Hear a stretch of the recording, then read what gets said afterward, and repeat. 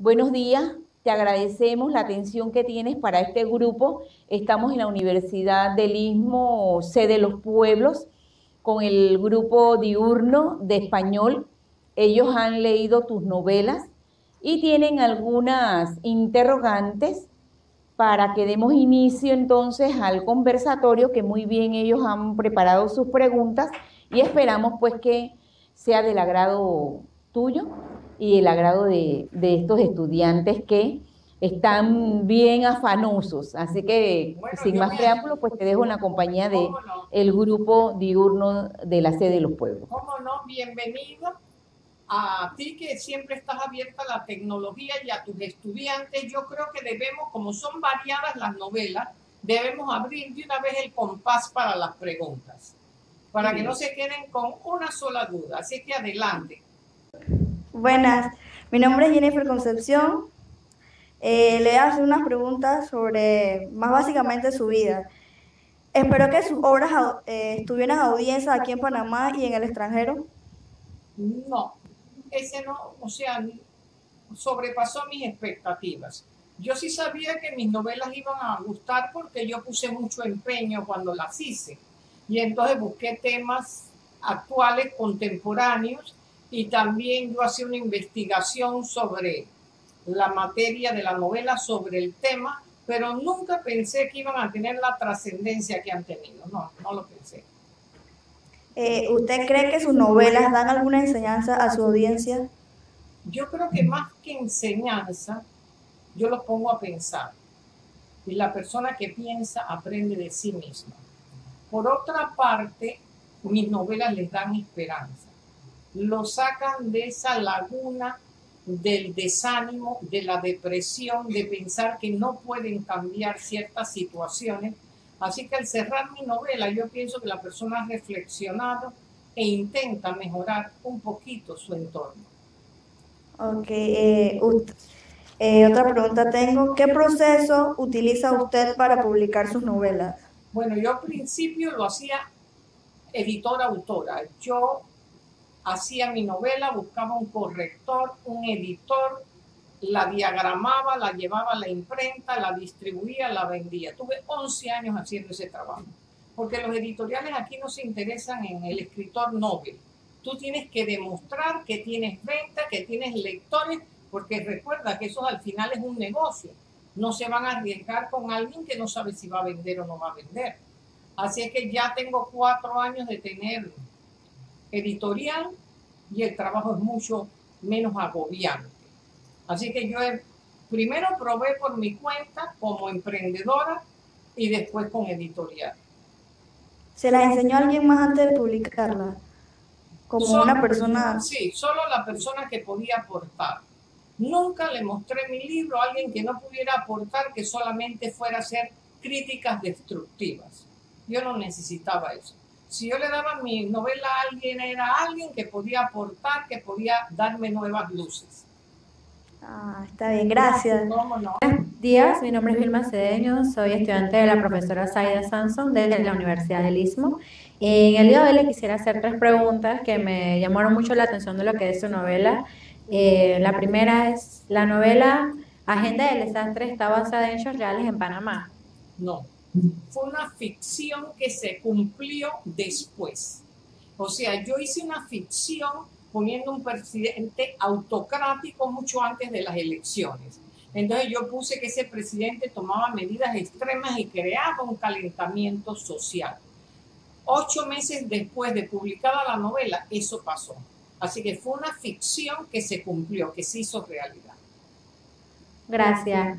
¿Qué tipo de investigaciones tuvo que hacer para escribir la novela La Agenda para el Desastre? Bueno, yo entrevisté a varios políticos, yo leí ensayos sobre política. A mí siempre me ha interesado la política. Hay gente que dice que no me gusta la política porque asocian la política a la corrupción. Si pensamos y analizamos la política, es la búsqueda del bien común. Yo he leído ensayos sobre política y también para ese tiempo leí La anatomía del poder, leí los libros de Ortega y Gasset que no pierden vigencia. Entonces, estudié la política. Además, hice entrevistas con políticos. pero no les anuncié que les estaba haciendo una entrevista. Era como si fuera una conversación para que fueran genuinos y que su ego se mantuviera alejado, porque se hinchan el ego y son lo máximo, y eso a mí me fastidia. Eso es. Gracias. Y la última es más tipo profesional. ¿Cuál novela le costó más tiempo y dedicación de todas sus obras? La raíz de la hoguera. Y les voy a explicar por qué. La raíz de la hoguera tiene un hilo, un tema sobre el medievo y el otro contemporáneo.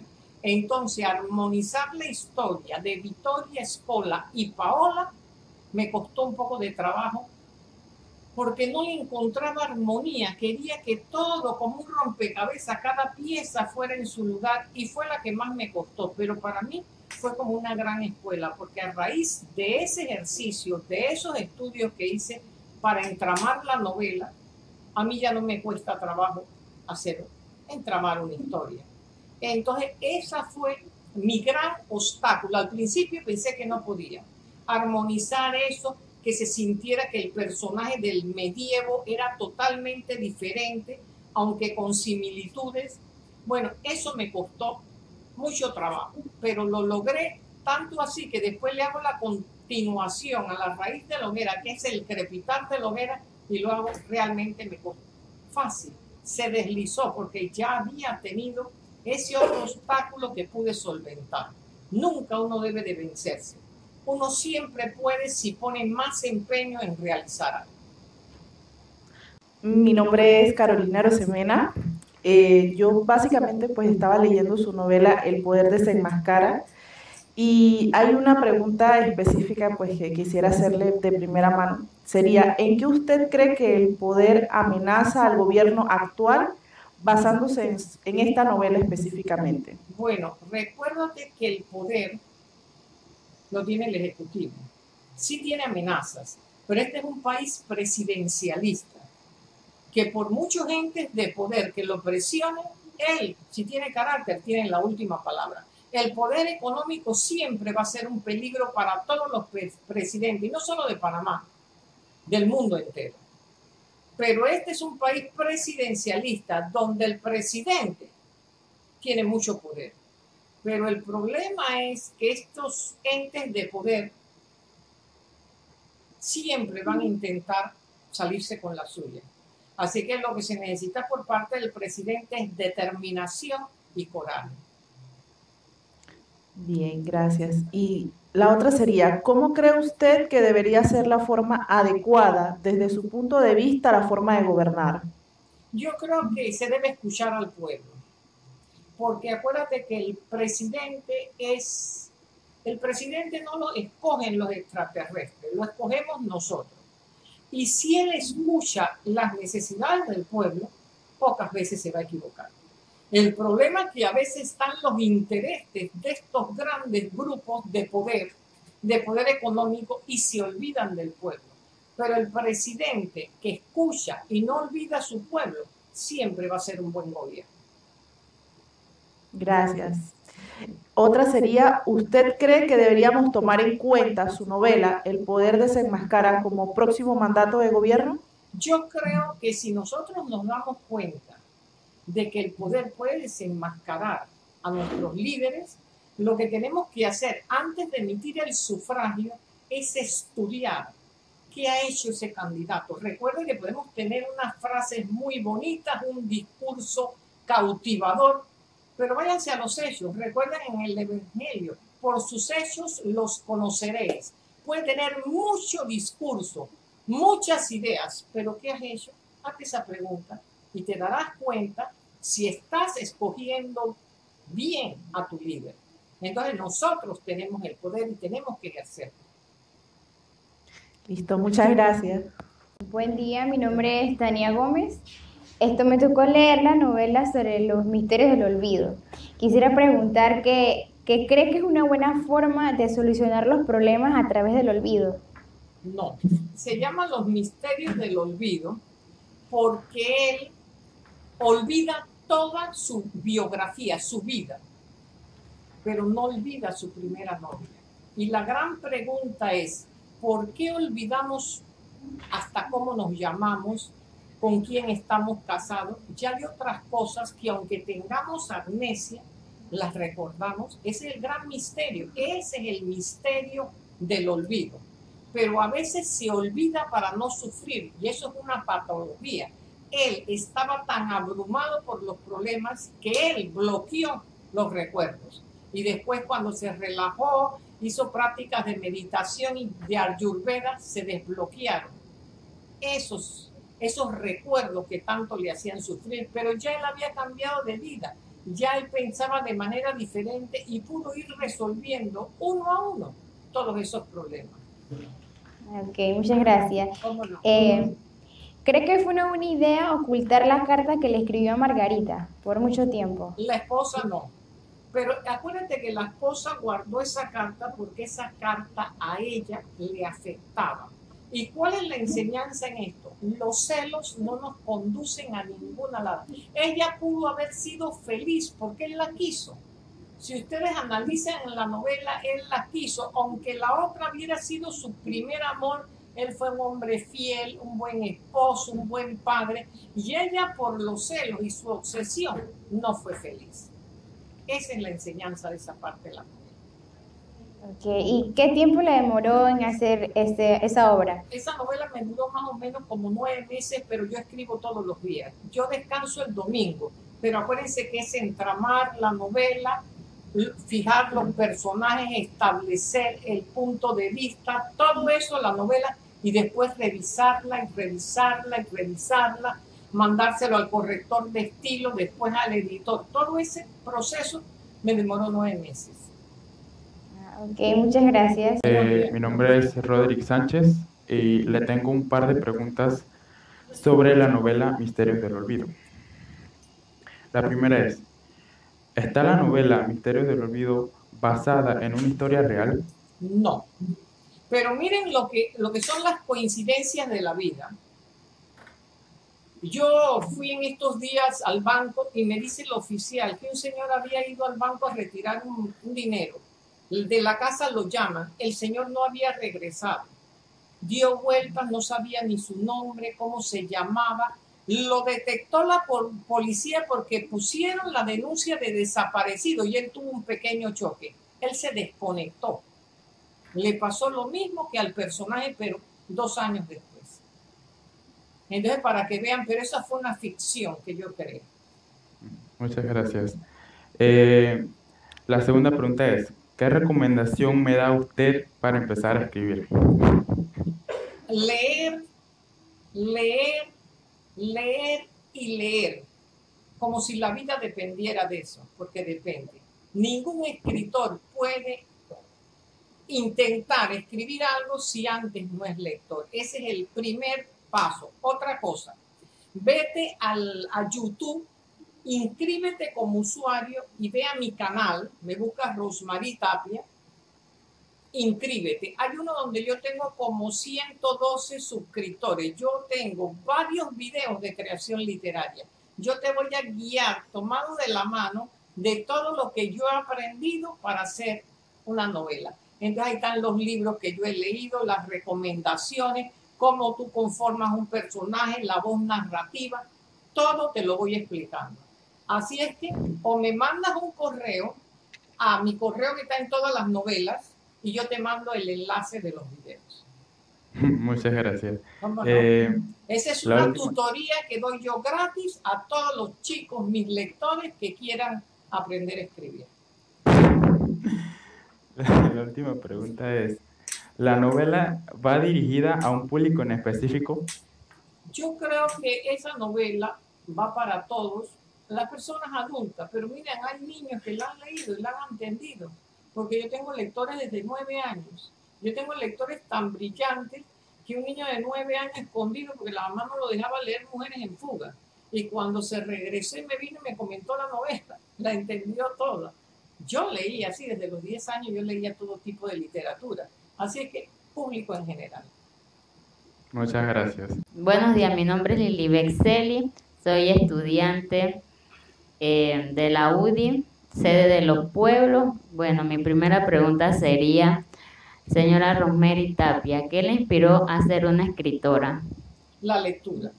Desde muy pequeña mis padres leían, yo veía siempre en la mesita de noche los libros de literatura de mi padre, mi mamá también leía, mi mamá leía la Biblia todos los días y también leía literatura. Y en tercer año tuve un profesor que me hizo amar la literatura, el profesor Roberto Carrizo. Yo a partir de esas lecturas yo quise ser escritora. Ok. ¿Usted cree que los políticos que han gobernado nuestro país han sido corruptos? Por eso se basa en la novela Agenda para el Desastre. No todos. Hay honrosas excepciones.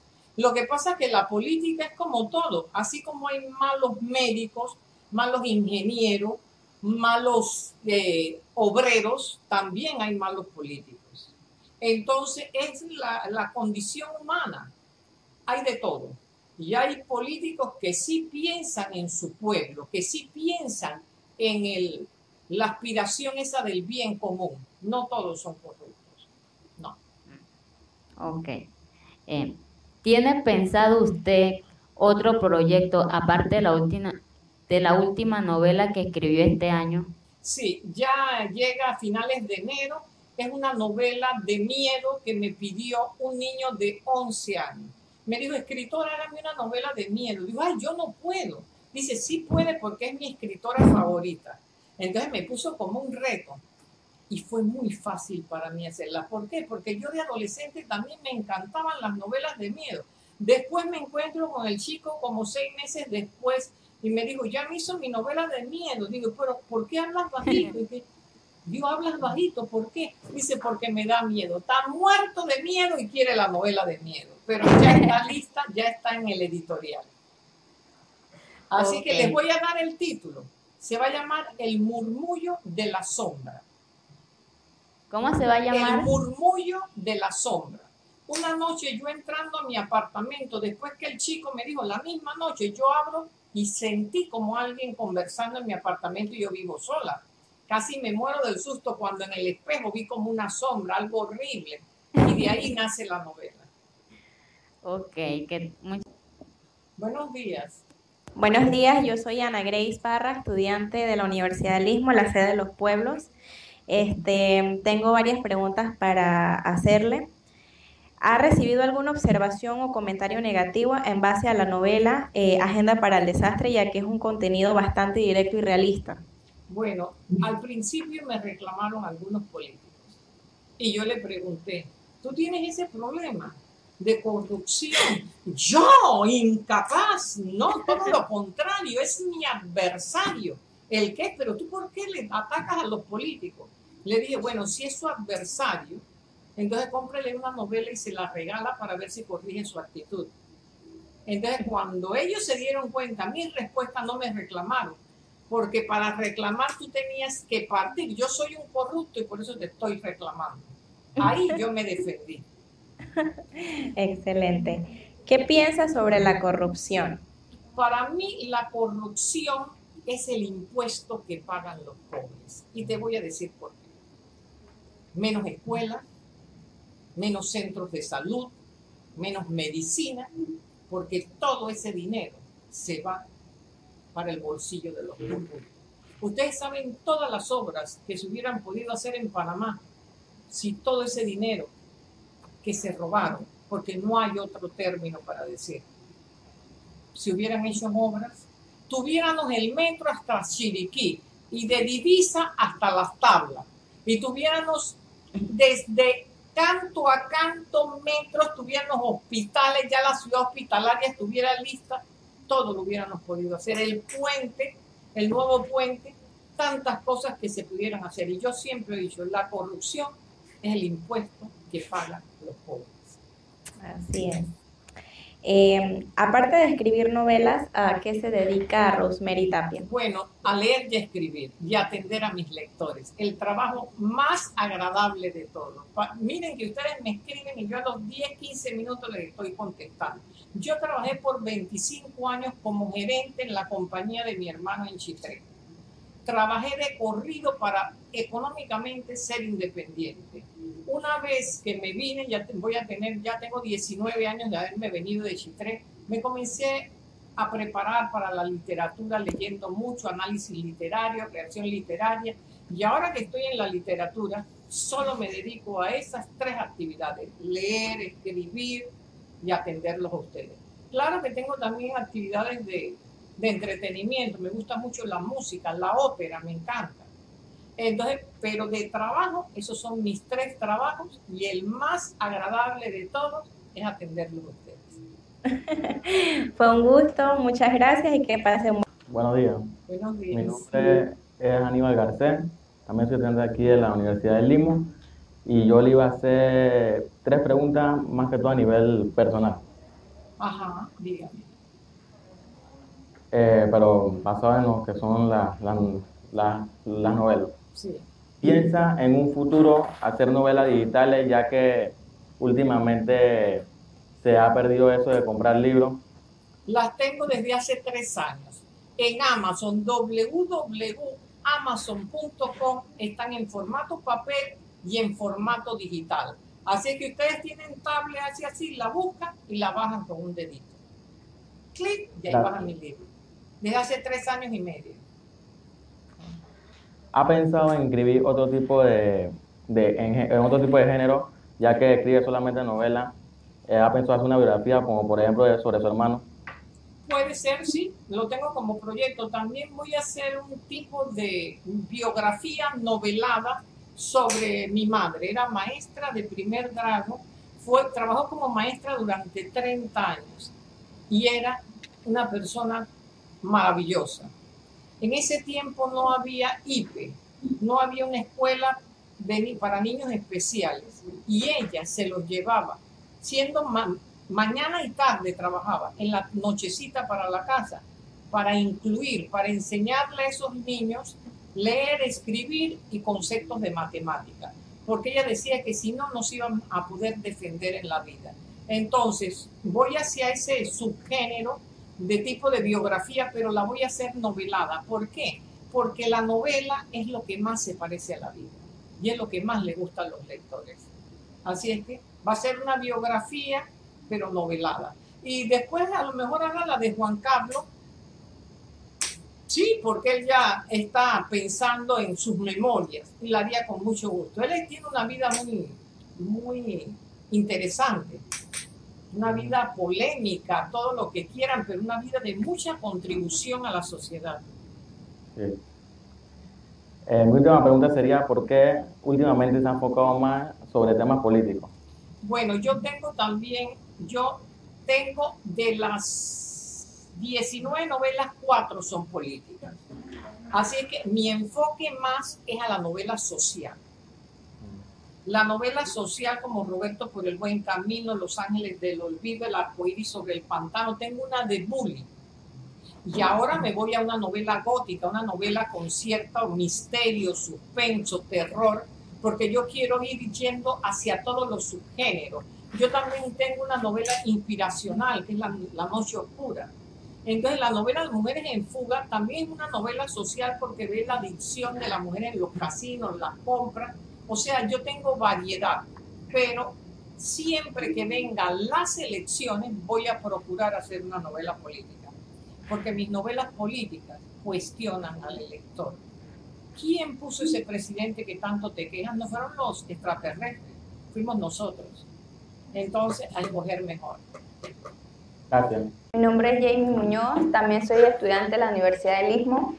Jenny, tienes que colocarte un poquito más acá para que te vea. Ah, sí, perfecto. Ok, la novela que estoy leyendo es La Agenda para el Desastre y quería hacerle 3 preguntas. Perfecto.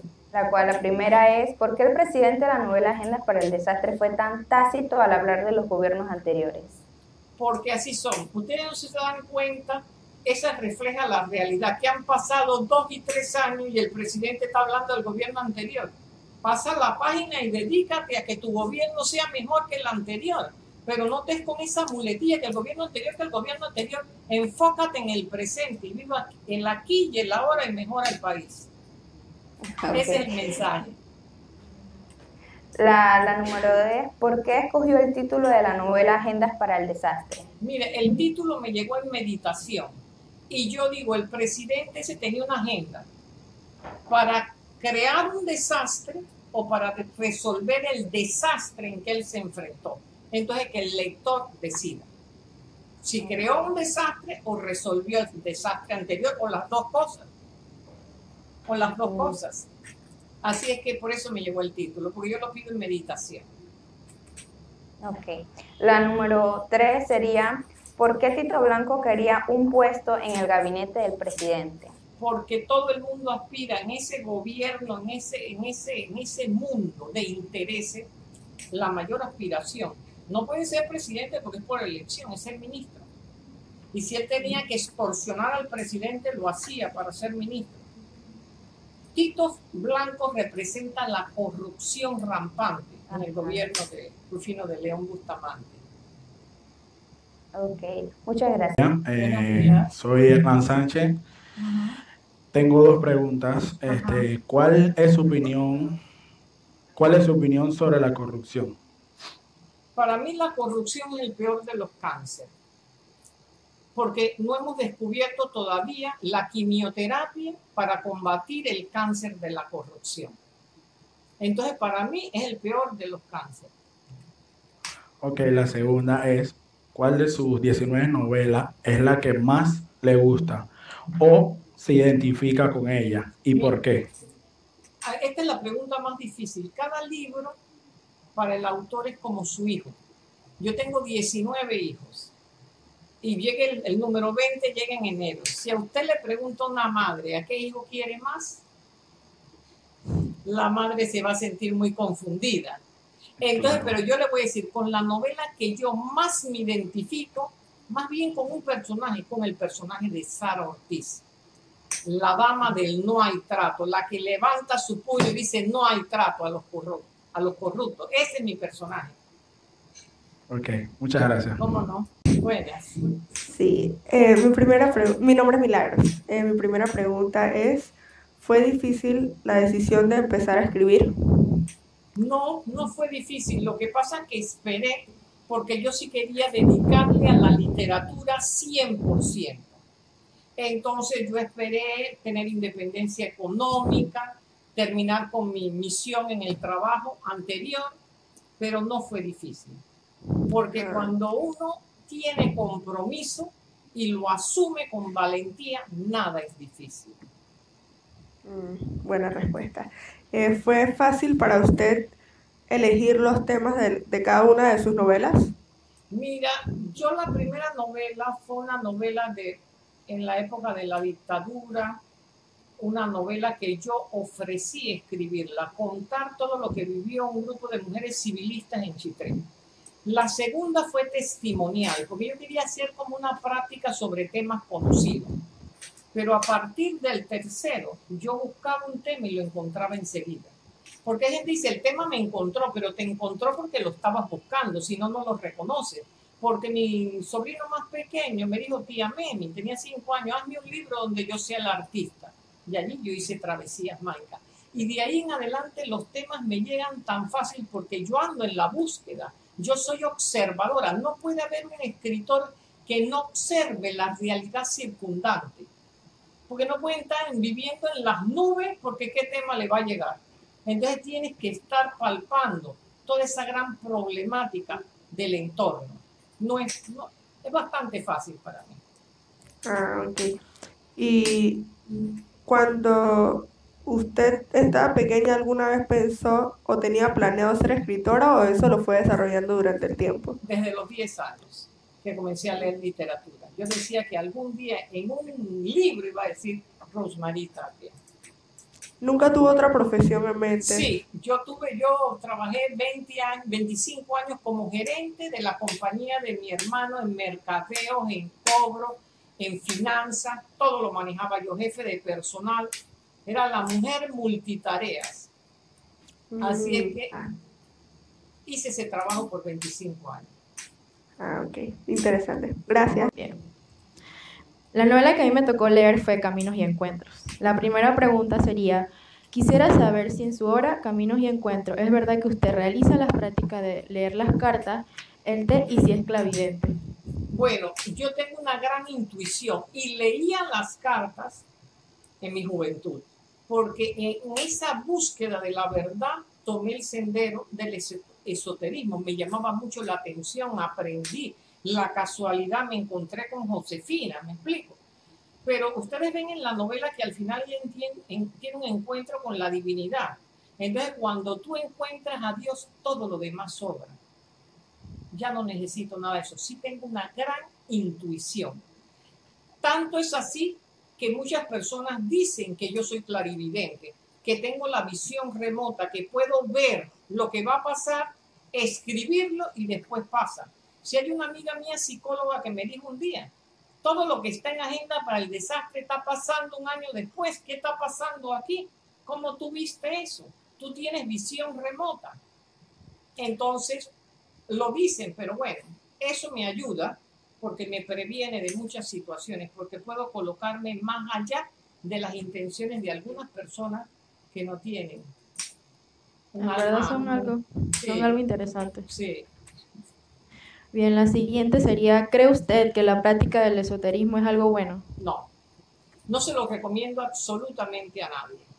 Entonces, ese fue un camino.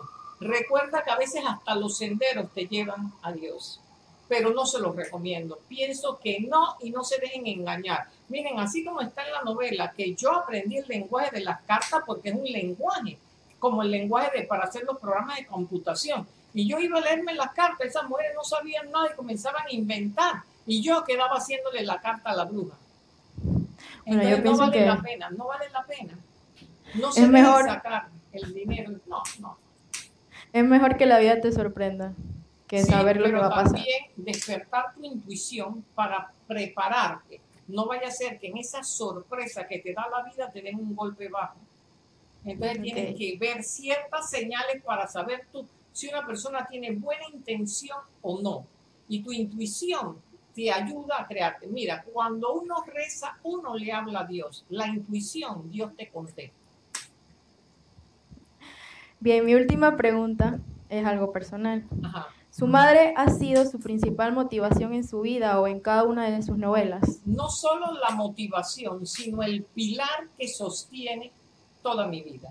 Porque mi madre nos enseñó a fundamentar la vida en el amor a Dios, amor al prójimo, compromiso con una sociedad justa y la búsqueda y encuentro de la misión en la vida. Esos 4 pilares nos los enseñó, esa estructura de vida, nos los enseñó nuestra madre, y por eso, gracias a Dios, que podemos encarnar el dolor de los demás y ser solidarios con los que nos necesitan.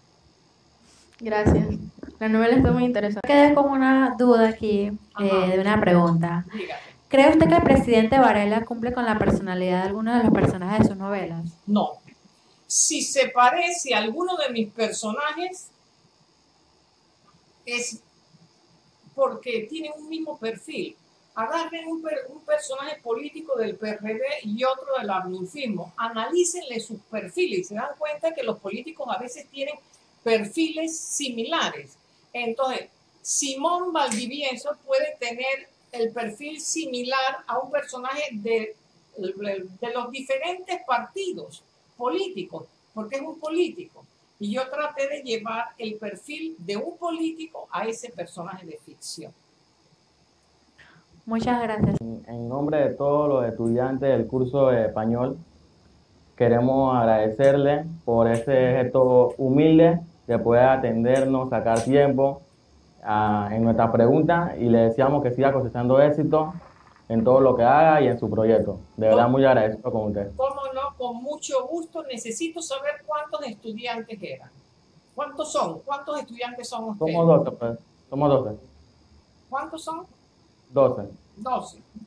Perfecto. Otra cosa también, yo le voy a mandar, tengo que editar algunas cosas aquí en el video, le voy a mandar el enlace. Vayan a mi página web www.rosetapia.com, que está en todas las novelas, está mi página web, arriba están las redes sociales, inscríbanse en una o en todas. Y más o menos mañana debe estar este video en YouTube.